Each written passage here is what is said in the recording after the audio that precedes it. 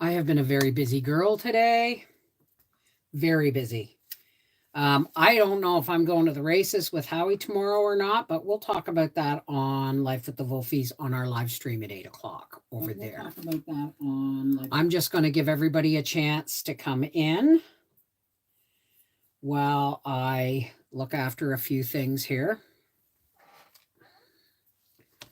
Ouch. Let's see.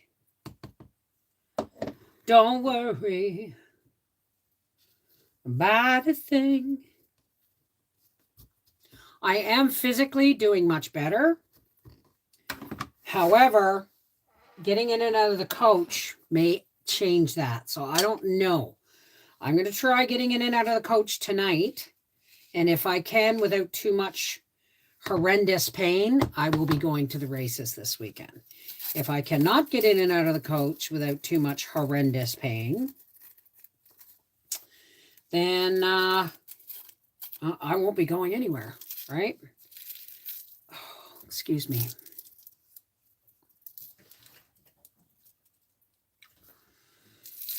All right. Give everybody a few more minutes. I'm going to go behind my fan. And because I've done a lot today. I put a new zipper in Howie's coat, his fire retardant race jacket. And then also put a button on his work pants. I've put my plants on my plant lights on a timer. I've got all kinds of things going on right now. And this is where it starts, and it doesn't slow down now until it slows down around middle of October a bit. But then middle of October is canning season, right? So I'm always on the go. All right, let me go behind my fan to fix my teeth, so to speak.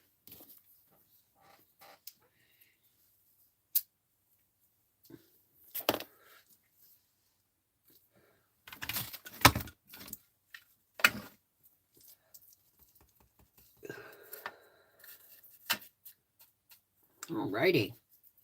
Hey, Kathy, how are you, dear? Now, I'm not going to pay attention to the chat. I'm just going to do my reading, okay?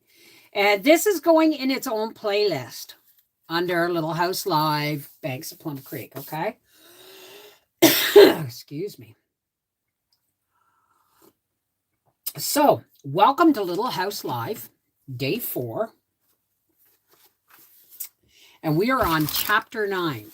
Now, Howie's going to be home soon with groceries, and I've got to do a video on that too for whatever. So, I'm busier than a one-arm paper hanger in a decorating contest.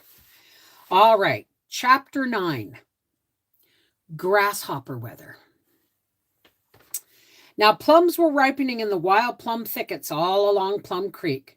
Plum trees were low trees. They grew close together with many little scraggly branches, all strung with thin-skinned, juicy plums.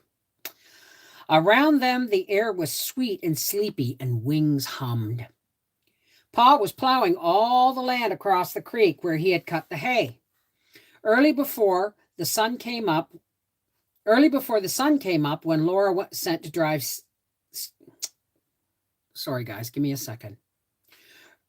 It's because I have the wrong glasses on. A set of bifocals. All right. Early before the sun came up, when Laura went to drive Spot to meet the cattle at the Gray Boulder, Pete and Bright were gone from the stable. Pa had yoked them to the plow and gone to work. When Laura and Mary had washed the breakfast dishes, they took tin pails and went to pick plums. From the top of their house, they could see Pa plowing. The oxen and the plow and Pa crawled slowly along the curve of the prairie. They looked very small, and a little smoke of dust blew away from the plow. Every day, the velvety brown patch of plowed land grew bigger. It ate up the silvery gold stubble field beyond the haystacks. It spread over the prairie waves. It was going to be a very big wheat field. And when someday Pa cut the wheat, he and Ma and Laura and Mary would have everything they could think of. They would have a house and horses and candy every day when Pa made a wheat crop. Isn't that kind of borrowing trouble, right? Laura went wading through the tall grasses to the plum thickets by the creek. Her sunbonnet hung down her back, and she swung her tin pail. The grasses were crisping yellow now, and dozens of little grasshoppers jumped crackling away from Laura's swishing feet. Mary came walking behind in the path Laura made, as she kept her sunbonnet on. When they came to a plum thicket, they set down their big pails. They filled their little pails with plums and emptied them into the big pails till they were full. Then they carried the big pails back to the roof of the dugout. On the clean grass, Ma spread clean cloths, and Laura and Mary laid the plums on the cloths to dry in the sun. Next winter, they would have dried plums to eat. The shade of the plum thickets was a thin shade. Sun flickered between the narrow leaves overhead. The little branches sagged with their weight of plums, and plums had fallen and rolled together between drifts of long grass underfoot. Some were smashed, some were smooth and perfect, and some had cracked open, showing their juicy yellow inside.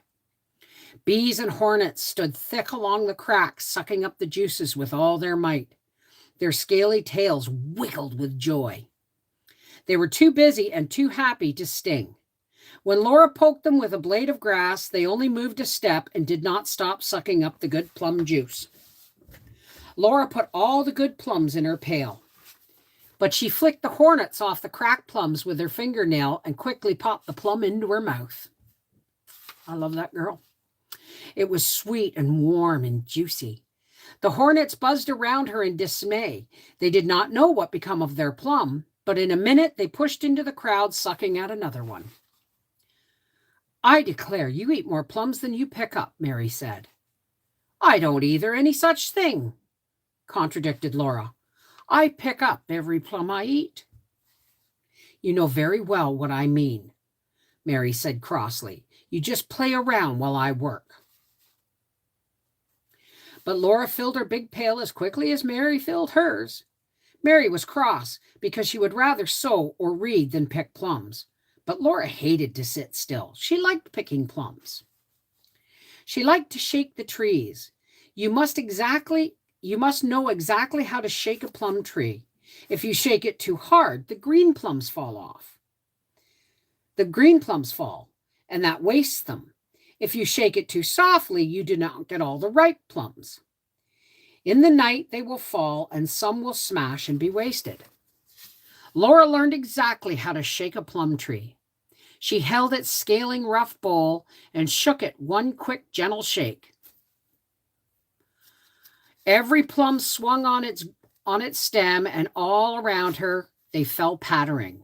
Then one more jerk while the plums were swinging, and the last ripe ones fell, plump, plump, plump, plump, plump. There were many kinds of plums. When the red ones were all picked, the yellow ones were ripe, and then the blue ones. The largest of all were the very last. They were the frost plums that would not ripen until after frost. One morning, the whole world was delicately silvered.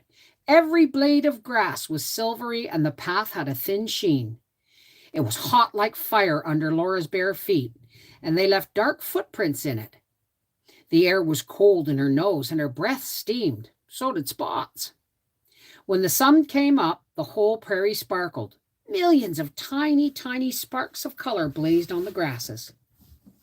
That day, the frost plums were ripe. They were large purple plums, and all over their purple was a silvery thin sheen like frost. The sun was not so hot now, and the nights were chilly. The prairie was almost the tawny color of the haystacks. The smell of the air was different, and the sky was not so sharply blue. Still, the sunshine was warm at noon.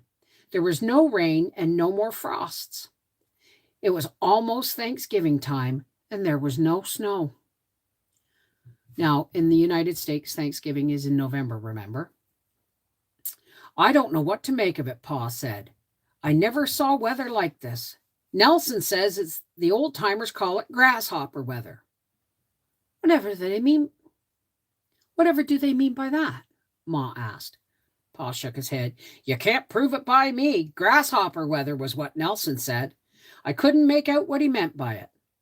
Likely it's some old Norwegian saying, Ma said. Laura liked the sound of the words when she ran through the crackling grasses, prairie grasses, and saw the grasshoppers jumping, she sang to herself, grasshopper weather, grasshopper weather. Let's see how long chapter 10 is, because Howie's about to walk in the house. Okay, we'll read chapter 10 too. We all know what grasshopper weather means, right? All right, chapter 10, Cattle in the Hay. Summer was gone, winter was coming, and now it was time for Pa to make a trip to town.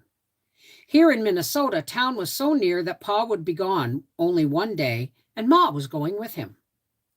She took Carrie because Carrie was too little to be left far from Ma, but Mary and Laura were big girls. Now, I want to point something out here, folks. Do you remember how I said Little House on the Prairie, the book prior to this one, actually happened when Laura was like 18 months old? And if you remember, Ma put Carrie to bed in the new house with the tarp for the roof on the prairie, and Carrie sat up and played. Now, if this is an entire year later, she's not an infant. She'd be a toddler, right? But Ma and Mary, I always found some anomalies in this. But Mary and Laura were big girls. Mary was going on 9 and Laura was going on 8. And they could stay at home and take care of everything while Pa and Ma were gone. For going to town, Ma made a new dress for Carrie from the pink calico that Laura had worn when she was little. There was enough of it to make Carrie a pink sunbonnet. Carrie's hair had been in curl papers all night. It hung in long, golden, round curls, and when Ma tied the pink sunbonnet strings under Carrie's chin, Carrie looked like a rose. Ma wore her hoop skirts and her best dress, the beautiful challis with the little strawberries on it that she had worn to the sugaring dance at Grandma's a long time ago in the big woods. Now, do you remember what the name of that dress was called back then? She said, I'll wear my Delaine. It wasn't a challis. So there's inconsistency sometimes. Now, be good girls, Laura and Mary, was the last thing she said on the wagon seat. With Carrie beside her, their lunch was in the wagon. Pa took up the oaks goad. We'll be back before sundown, he promised. Hi-oop, he said to Pete and Bright, and the ox and the little one leaned into the big ox and the little one leaned into the yoke, and the wagon started. Goodbye, Pa. Goodbye, Ma. Goodbye, Carrie, Laura and Mary called after. Slowly the wagon went away. Pa walked beside the oxen, and Ma and Carrie the wagon. Pa walked beside the oxen. Ma and Carrie, the wagon, and Pa all grew smaller till they were gone into the prairie. The prairie seemed big and empty then, but there was nothing to be afraid of. There were no wolves and no Indians. Besides, Jack stayed close to Laura. Jack was a responsible dog. Jack was a mythical dog. He knew that he must take care of everything while Pa was away. That morning, Mary and Laura played by the creek among the rushes. They did not go near the swimming hole. They did not touch the straw stack. At noon, they ate corn dodgers and molasses and drank the milk that Ma had left for them. They washed their tin cups and put them away. Then Laura wanted to play on the big rock, but Mary wanted to stay in the dugout. She said that Laura must stay there too. Ma can make me, Laura said, but you can't. I can so, said Mary. When Ma's not here, you have to do what I say because I'm older. You have to let me have my way because I'm littler, said Laura. That's Carrie, it isn't you. Mary told her, if you don't do what I say, I'll tell Ma. Well, I guess I can play where I want to, said Laura. Mary grabbed at her, but Laura was too quick. She darted out and she would have run up. She would have run up the path, but Jack was in the way. He stood stiff, looking across the creek. Laura looked too, and she screeched, "Mary!" The cattle were all around Pa's haystacks. They were eating the hay. They were tearing into the stacks with their horns, gouging out hay, eating it, and trampling over it. There would be nothing left to feed Pete, Bright, and Spot in the wintertime. Jack knew what to do. He ran growling down the steps to the footbridge. Pa was not here to save the haystacks. They must drive away those cattle. "Oh, we can't, Mary said, scared. But Laura ran behind Jack, and Mary came after her. They went over the creek and past the spring. They came up on the prairie, and now they saw the fierce big cattle quite near. The long horns were gouging, the thick legs trampling and jostling, the wide mouths bawling. "Aah!" Mary was too scared to move. Laura was too scared to stand still. She jerked Mary along. She saw a stick and grabbed it up and ran yelling at the cattle. Jack ran at them, growling. A big red cow swiped at him with her horns, but he jumped behind her. She snorted and galloped. All the other cattle ran humping and jostling after her, and Jack and Laura and Mary ran after them. But they could not chase those cattle far away from the haystacks. The cattle ran around and round and in between the stacks, jostling and bawling, tearing off hay and trampling it. More and more hay slid off the stacks. Laura ran panting and yelling and waving her stick. The faster she ran, the faster the cattle went. Black and brown and red, brindle and spotted cattle, big with awful horns, and they would not stop wasting the hay.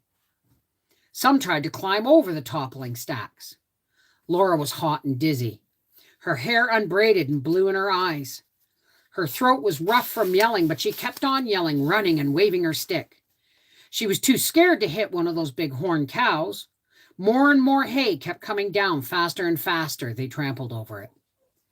Suddenly, Laura turned around and ran the other way. She faced the big red cow coming around a haystack. The huge legs and shoulders and terrible horns were coming fast. Laura could not scream now, but she jumped at that cow and waved her stick. The cow tried to stop, but all the other cattle were coming behind her, and she couldn't. She swerved and ran across the plowed ground, all the others galloping after her. Jack and Laura and Mary chased them farther and farther from the hay. Far into the high prairie grasses, they chased those cattle. Johnny Johnson rose out of the prairie, rubbing his eyes. He had been lying asleep in a warm hollow of grass. "Johnny, Johnny," Laura screeched, "wake up and watch the cattle." "You better," Mary told him. Johnny Johnson looked at the cattle grazing deep in the grass, and he looked at Laura and Mary and Jack. He did not know what had happened, and they could not tell him because the only words he knew were Norwegian. They went back through the high grass that dragged at their trembling legs. They were glad to drink at the spring, and they were glad not to be in the quiet dugout. They were glad to be in the quiet dugout to sit down and rest. Oh, my goodness. Oops, sorry, folks. Let me pop out the chat here and say hi to everybody. I can't stay too long because I have groceries to put away. But it changes how you look at these stories when you realize that these books are all based on Laura Ingalls' life, but they have been fictionalized to make things flow evenly. Characters have been fictionalized. Characters have been amalgamated. Jack didn't even exist, right? But it's a good children's story, right? Yes, Joe, I'm resting. I'm actually feeling much better. And once I go, I'm going to do a grocery haul video here in a minute for our half-acre homestead for tomorrow. And then I'm going to see if I can get in and out of the coach without hurting myself. And if I can get in and out of the coach without hurting myself, I'm going to the races this weekend. It's the first races of the year, and I really want to be there. All right? So it's been years since I've been able to watch a stream. Thanks for the story. Hey, Prisma Kitten, how's it going? So thank you all for joining us on Little House Live, day 4. And next Thursday at 6:30, we will do Little House Live, day 5. And at 8 o'clock on Life with the Wolfies, I'm going to be doing a live stream, okay, where we're going to just talk and pull cards and just talk about things. All right, so anybody interested, we'll see you over at Life with the Wolfies at 8 p.m. Take care. God bless. Mwah! Right at all.